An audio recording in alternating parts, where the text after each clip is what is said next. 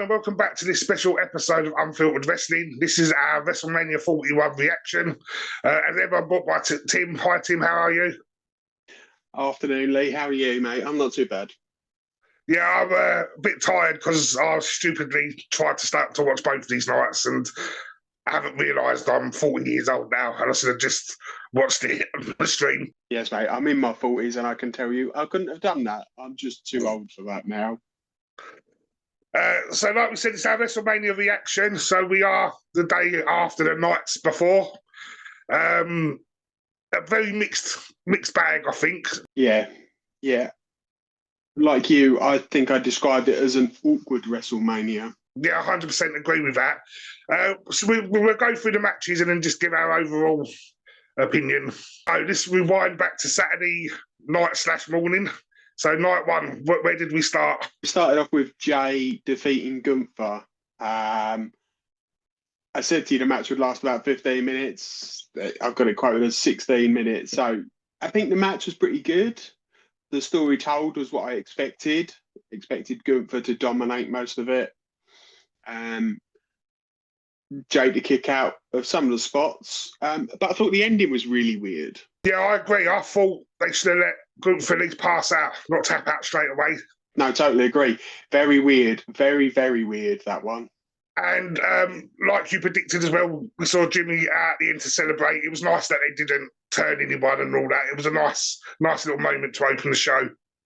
I think my biggest worry, though, was Jay looked so focused throughout it. He didn't look like he was having very much fun, which I can understand with some of the build, but there should still be a little bit of a relief, shall we say. I agree as well, because even with his entrance, I get him such a long entrance that obviously if he pumped himself out, he would have been blown out even before the match started, which didn't give the entrance that vibe that he usually has. Just a bit pressured as well because he knew the responsibility that comes next now. Yeah, no, I agree. I think that is his biggest issue.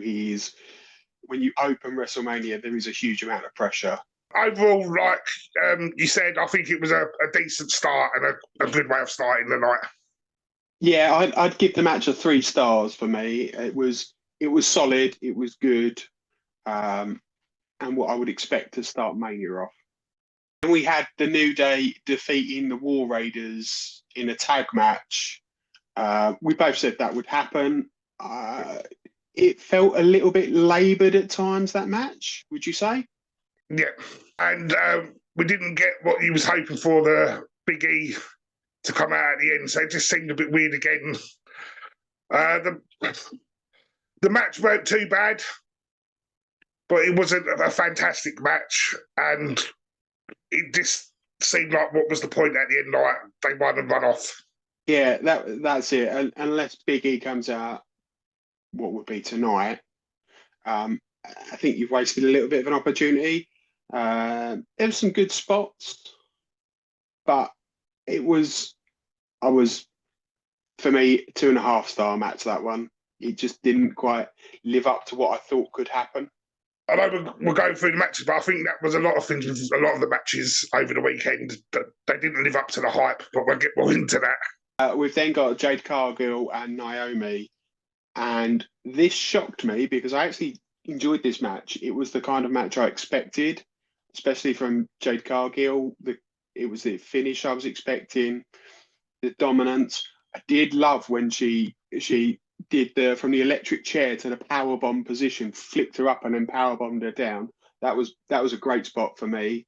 I thought both women did really well, and they told a good story.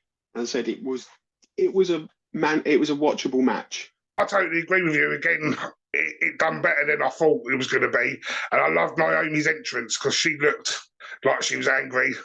So she looks like she's embracing the character, which was really good to see. I was a little bit iffy with the Weatherstorm report. I know it was meant to be a bit of tongue-in-cheek, but I think for Jade's character, they should have been a bit more stronger. That's why she looked strong. As you said, a couple of good spots, and I think it was a real good match for both their character development.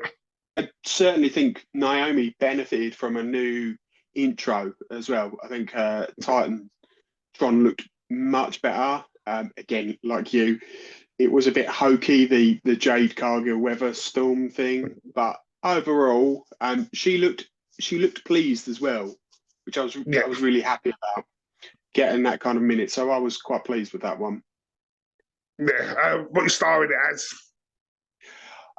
For me, that's another 3-star. Again, it was solid. You couldn't argue with that. I'm not going to disagree with that one.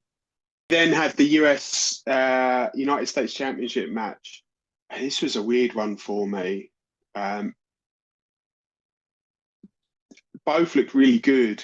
The match did a reasonable amount of back and forth, but they didn't seem to gel as much as I thought they would. Styles again makes fights, and I think for some reason, like you said, it didn't just. But maybe as well, they didn't have much build up. There wasn't much interaction on the build up, so maybe they didn't have that time to get that click. I do like the way it ended. That Jake had to do 2 of his moves to make Knight look like he was a bit stronger than he was, because again, we'll get on to later. There was other times where finishes didn't look as strong, but I like the way they did that, because where Jacob's a big guy anyway, one would have been enough, but the fact that he did it twice just to put the stamp on to win, I think that was a nice little touch. Yeah, no, I'm with you. I love the BFT from a moonsault. I thought that was just absolutely amazing. Some of Jacob's sentons looked really good. I think they missed the trick in not including Solo, though. Do you think they're holding off on the Solo thing, though? Because we know Solo walked him out, but he didn't even walk down to the ring. But do you think they're going to wait? Because like you said, if they were going to do that angle next, it would have made sense to bring Solo out for the finish. I think they will hold off for a little bit. I think we'll get round 2 of LA Knight and Jacob Backlash, which they advertised among the 50 million other different things that they advertised. Overall, I thought it was like they did a good job. It was solid. For me, it's a 3.5 stars. It could have been so much better. It had the potential to go up, but I think we missed a few spots there. Next was the one that really, really bugged me, and I meant to check, but it was El Grande Americano versus what should have been Rey Mysterio. He got injured on SmackDown, in a spot on SmackDown, so it was a last minute. At which point, I'd have just chucked out Dragon Lee. If El Grande Americano was going to win, then I'd have chucked out Dragon Lee for that match. Instead, we got Rey Fenix, who's looked on fire on SmackDown, and I think this loss is going to halt his progression a little bit. I think it's almost like him hitting that brick wall and him doing the Roadrunner moment where he rolls down. Rey Fenix looked incredible. We'll call him El Grande. He looked good, but a wasted opportunity with this one. Definite wasted opportunity. It was thrown together last minute. Like, I agree with you. May Phoenix's first WrestleMania weren't the best idea to put him in that type of match to lose. I did love the vignette at the start with the dubbing over of the voice of that. That did make me laugh and stuff like that. So I think they're building the character good. And in a way, depending on how much they're building the character, maybe a win over Rey Fenix is good for El Grande or Chad, whoever's behind the mask. But I think it was an okay match, especially for a last-minute job. I think they did all right. Yeah, I just think it's the ending that's done me in. I'm going to give it a 2-star. If you were going to do that in the last minute, then Phoenix has the win, even if it's like a DQ or a count out to protect both. But to have him essentially get, I don't want to say squashed, but it felt the ending was very squashy. So that for me is a big problem. That one was wasted. Okay, and the next was probably, I'm going to be controversial. It was probably my favourite match of the night. It was Tiffany versus Charlotte for the women's world champion, the WWE Championship. Firstly, I felt a little bit underwhelmed by most of the intros. Certainly Yeah. during night one, I felt they could have done a lot more. However, when it came to this match, they pulled out all the stops. Tiffany looked great. I was very surprised Tiffany came out first because usually the champion comes out second. And I got it when I started watching it. I was like, "Oh, I don't like this. I don't know where we're going with this, but I don't like it." And then Charlotte coming out of the was it the Bentley? It looked that looked really good. And as I said to you, those were the highlights of the entrances. You could see they were getting stiff. There was quite a lot of receipts in that. You could see they didn't like each other. And it made you almost feel, ooh, not sure about this. Yeah, car crash TV. I actually really enjoyed the match. I thought they protected each other really well. I don't know whether Charlotte genuinely injured her knee or she sold it like it was a genuine injury, which I think is a good job. She carried herself very well with that, so I can't argue that. I think it was a great match. It's very clunky, but the reason that being clunky made it feel more Villa. And I actually like the fact that they didn't go for a Charlotte win. Because she won the Royal Rumble, I just automatically expected since January she was winning a WrestleMania match. And I'm glad they didn't do her to win. And I think they've got more legs with that story. And I agree with you. I think it was a really good match. Fantastic. For me, this is a 4-star match. I really enjoyed it. Absolutely. We then obviously moved on to the main event, which I felt shouldn't have been main event. But now I'm really glad it was. With you, I really enjoyed it. I joked. I've actually had a lot of text messages from friends telling me, you said this would never happen. And it did. And I was like, but yeah, it was the only way in which Seth could win. All three guys did a great job. Absolutely great job. Again, I loved the intro, Seth's intro with the fire. That was really, really fun. And then he's quickly changed into white. And what I should have realised is every time he seems to wear white, he wins. I did see that about as well. Someone else did pick up on that. I see somebody yesterday that as soon as he puts the white gear on, that means he's winning. But also at Seth's last interview, he did the Paul Heyman line.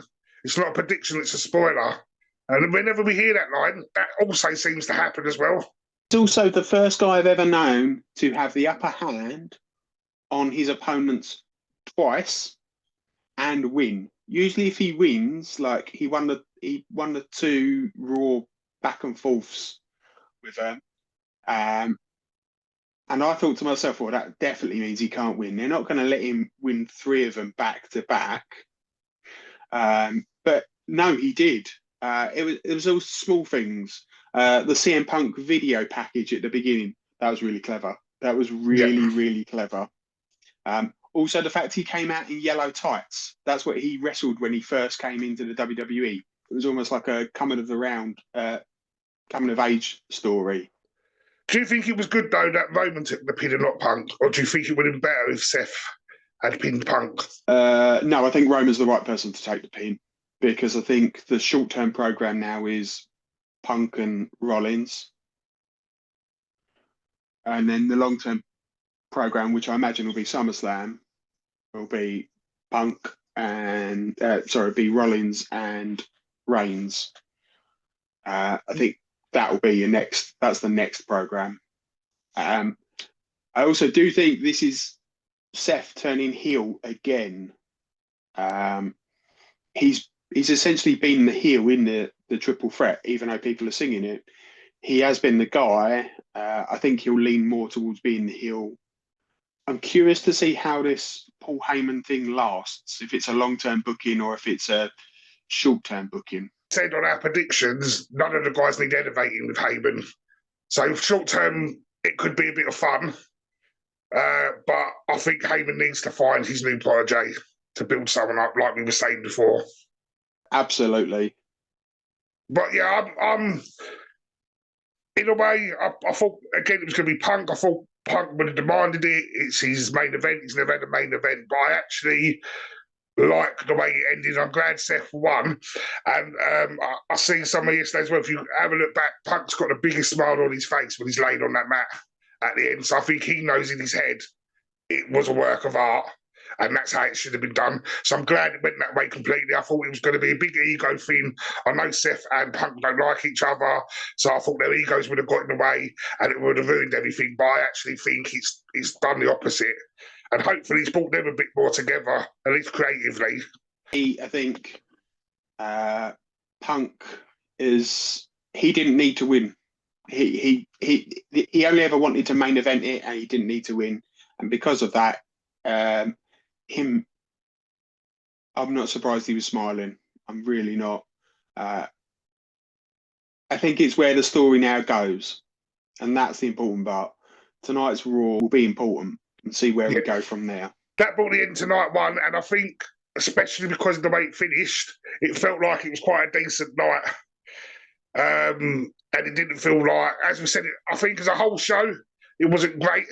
But I think there were certain parts that made you leave feeling actually it weren't a decent opening night. It was quite a decent way to start the weekend.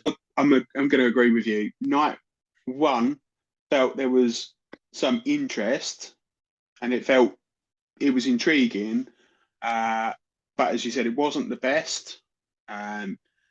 The triple threat did make sense, finishing it off. And I would give the match probably a 3.5 stars. But with everything, as you said, the synergy just wasn't there, I don't think.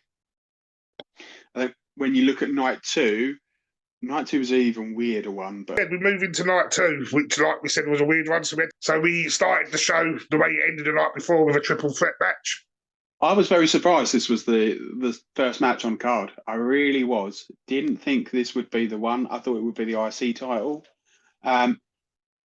This match was great. It was great fun.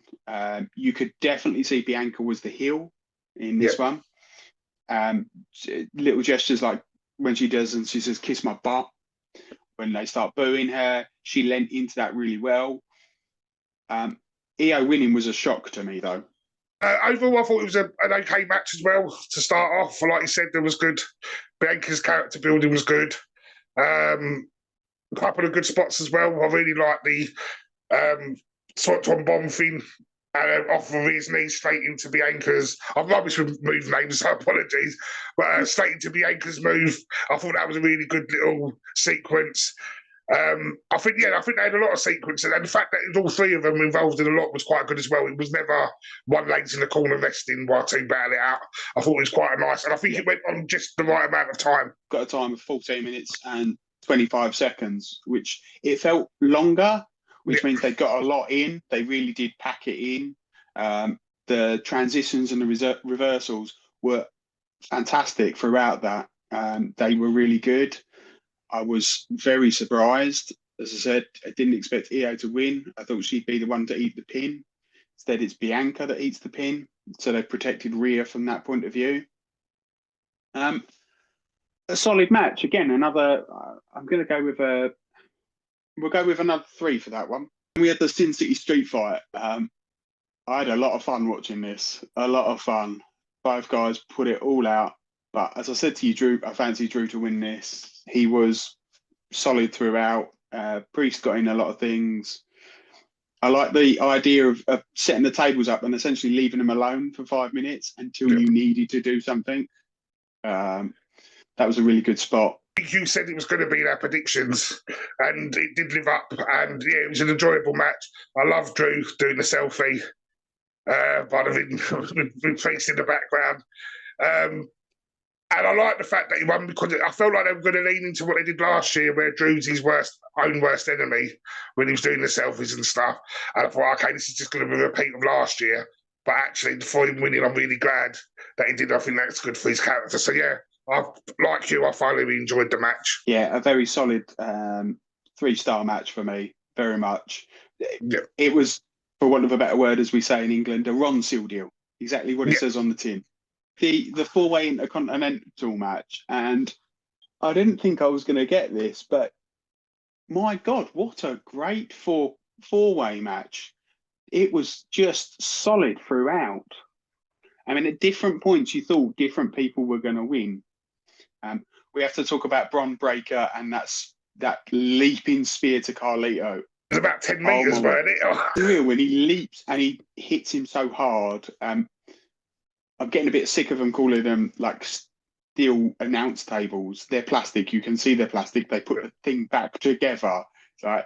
But it was still impressive. It really was. I like the finishing sequence with the coup de grace and then Dominic frog splashing both of them and then pinning Finn.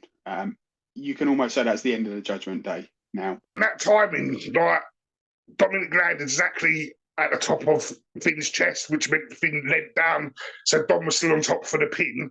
That was like really good, because if it landed on his stomach or his knees, they would have had to roll a bit, and it wouldn't have been as nice of a finish as looking like Dom stole it right at the end. The only worry I did have going into the match from when we last spoke was because of WWE buying the Luchador and AAA, I thought they were then going to chuck the IC belt on Penta to show, yeah, we're still going to take Luchador wrestling seriously. What you say, and I'm going to say something really controversial, might get some feedback from me, but technically Dominic is a son of a luchador. He almost is. Yeah. He is a luchador in almost everything. He's great. The influences are two of the greatest. He does need that belt. It's going to make it very interesting now, as he is now the only, and we'll come on to the reason, the only champion in the whole of Judgment Day. It's going to be an interesting story from now on. I think they kick Finn out. I think that's almost a definite. And we'll see where we go from there. Do you think with the crowd reaction that he is now a face, or do you think it was just because everybody that moment for him? Do you think we'll all be booing him again tonight, or when he turns up on SmackDown? Be honest, the crowd were really weird this weekend. Absolutely weird as anything. I think this is another.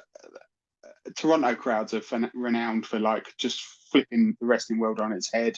I think he will get booed when they come out of Vegas. And I think a really good program with some good faces will help, because we've got to remember, Bron Breakker isn't really a face. No, he's what you would call as a tweener. He's both. He plays both sides very well.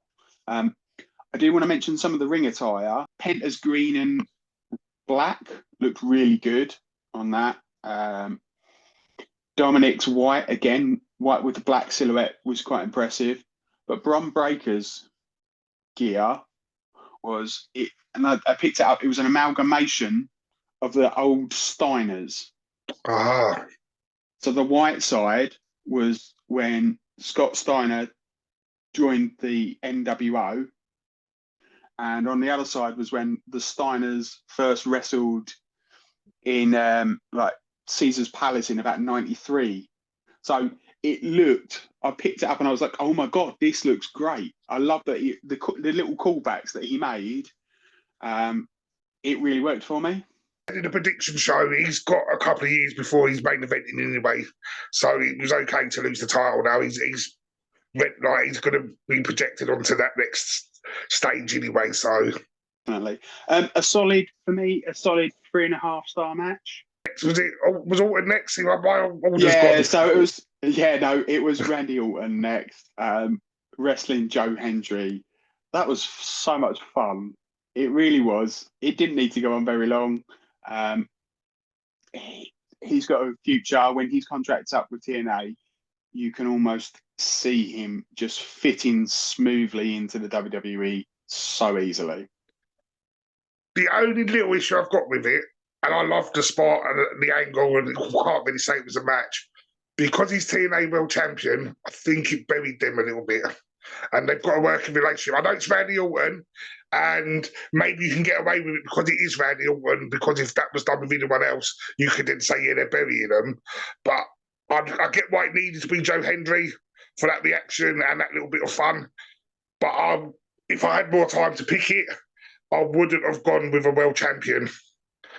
I disagree. I think the brand exposure for TNA works better at WrestleMania. Millions of people will have seen that. They'll now want to see the program to see if it works. TNA guys have been turning up on NXT and having great matches. So to take it up for a main eventer, I think it was what we expect. You can see the difference. TNA will tell you they're not in the league at WWE. They're nowhere near. They're just trying to have fun, and you can see that it was a solid match. He got some of his stuff in, but Randy needed a win. I think I'm just picking too deep into it, but as an angle, I loved it. I love Joe Henry, love Randy Orton, like the fact that he meaned him at the end as well, where he thought he was going to celebrate with him. And yeah, of course, we knew that RKO was coming, but it was still good with the meme at the end when he done his little taunt. Followed by Logan Paul and AJ Styles. Ooh, I set that up, didn't I? I said that would be match of the night. Oh, and that was a letdown. Yeah. And there's one spot I really hated in it, and that's when Logan did the style clash.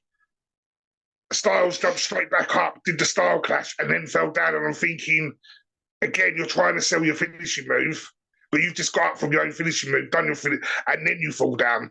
And I just thought that didn't sit right with me. So it is the second longest match on night 2. Oh, wow. Yeah. This was 17 minutes and 50 seconds. This is a good 3 minutes longer than anything else. And I don't know whether we needed it that long. I liked the Karrion Kross stuff. It made sense to me. What didn't make sense to me is him not to then interfere in the ending. For Logan to then essentially get a clean win. I think that's what's frustrated to me. I didn't mind Logan Paul winning. And if you're going to have a little bit of shenanigans, let it cost AJ as a result. I did like the idea of the drone. His intro was very clever with all the different camera views. That looked good. But yeah, it missed the mark as far as I'm concerned. And then that brings us on to probably my second biggest gripe, and that was the women's tag team match. Again, what the hell happened with Bayley? They just mentioned she disappeared. This is, if you're not going to show a little bit of video context, people aren't going to understand. I didn't understand why Bayley wasn't there. Saturday morning, she got attacked. And they did did Liv and Raquel do it? The injury. That was legitimately stupid. We put this tag team together at the last minute and we've ended up blowing it away. As soon as I saw Becky Lynch was involved in the match, I knew they were going to win. Yeah. Which was stupid because, as I said to you, Liv Morgan has probably been the best wrestler in the company for 14, 15 months. I agree. As soon as I see Becky in the Hall of Fame, and then I heard her music, I knew straight away. I think they should have brought Becky back either earlier or next week for SmackDown. They should have let Liv and that have their moment at WrestleMania. Yeah, I'm with you. I think she doesn't need to come back until after Mania. She doesn't need the Mania moment. If they knew that wasn't the case, then you just find another tag team that will go in and then keep the belts on Liv and Raquel. This is a non-starter for me. This is another 2-star. Although what I will say is Lyra looked good. Liv and Raquel looked good, and Becky didn't look too bad. Bear in mind she's been out of action for nearly a year. They all looked solid. Just the story wasn't there for me, so it's another 2-star. Then that brings us on to the main event of the weekend. I'll give my opinion now, and then I'll let you go. So for me, slow-paced match. Obviously, John's calling it as the heel because the heel usually takes the lead. He's not used to that role, I don't think. I think he was trolling a bit because you could hear his audibles. He would shout out punch. He would shout out kick, and you could hear that. And I don't know if he was just doing that to take the mick. I liked the WrestleMania entrance for his heel character, but then I felt a bit sad because it is the last time we're going to see WrestleMania, and it was very lackluster of an entrance. I felt, again, the crowd ruined it a bit because, like you said, they were a weird crowd because they were cheering for John a lot. Like when when Cody done his little Dusty tribute with the punches and the roll, like, it didn't get a pop. But I think somewhere else it would have, because that was a little Dusty move. I don't get the Travis Scott thing at all. They could have done that ref bump and that title hit without Travis Scott there. Again, it's frustrating. There's so many things I don't think about The Rock not even turning out. Even if The Rock had just stood at the top of the ramp and sent Travis down and then walked off, that would have made more sense for what happened at Elimination Chamber, because they were giving it all the last couple of months. Oh, it was part of the big plan. We had this mapped out for a year.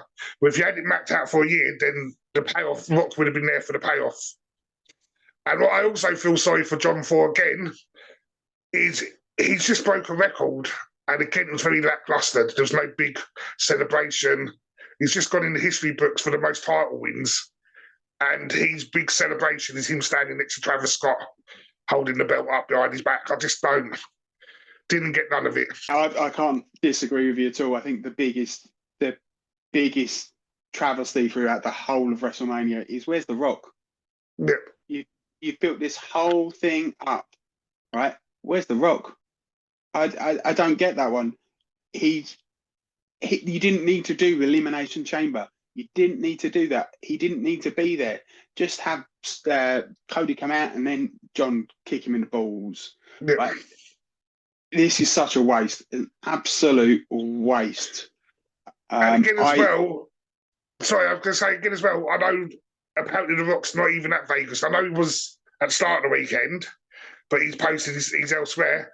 While you're in Vegas, do a little video recording then. Come up on the Titantron and shout for Travis Scott. Just make it make sense. It just didn't. Yeah, and the amount of time it took for Travis Scott to get to the ring, my God.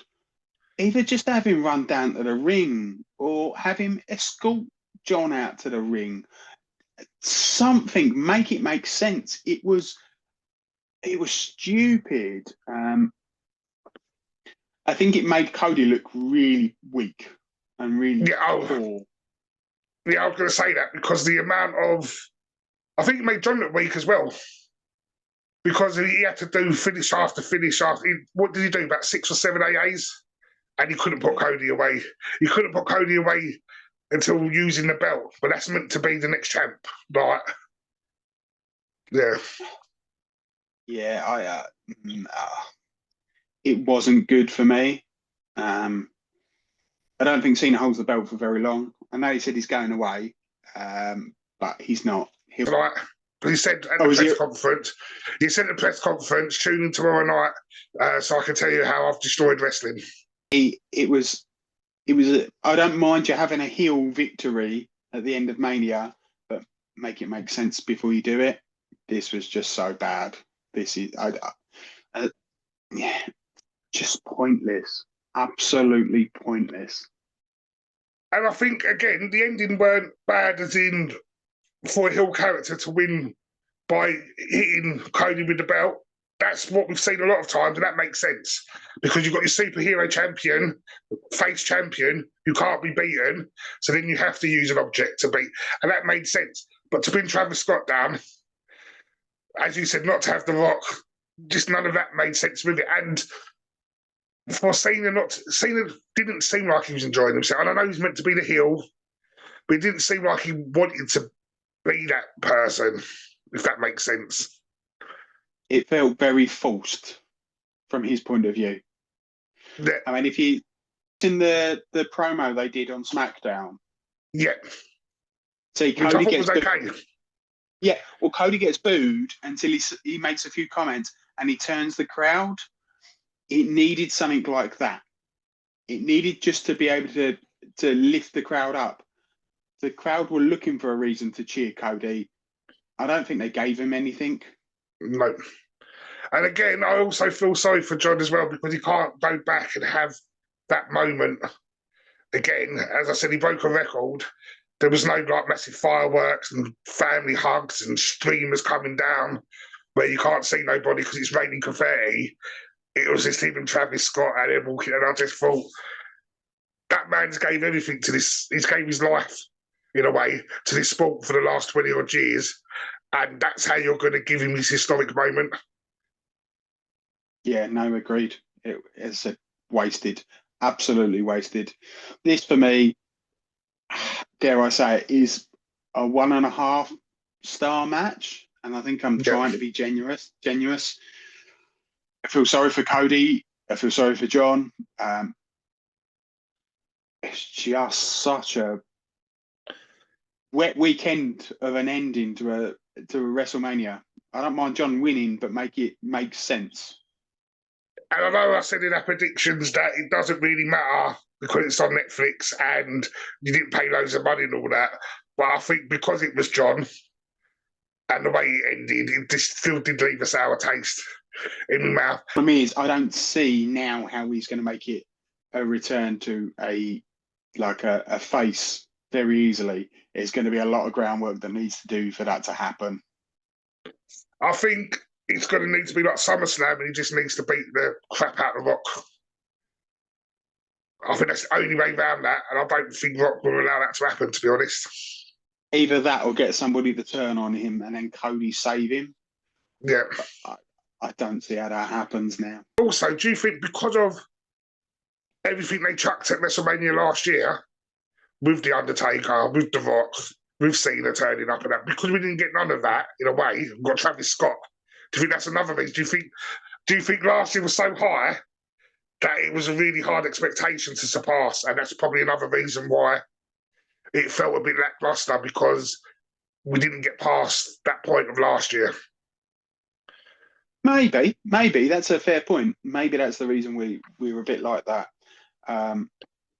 But even having Stone Cold come and announce a fictitious number, I know he nearly killed a woman, but what was the point?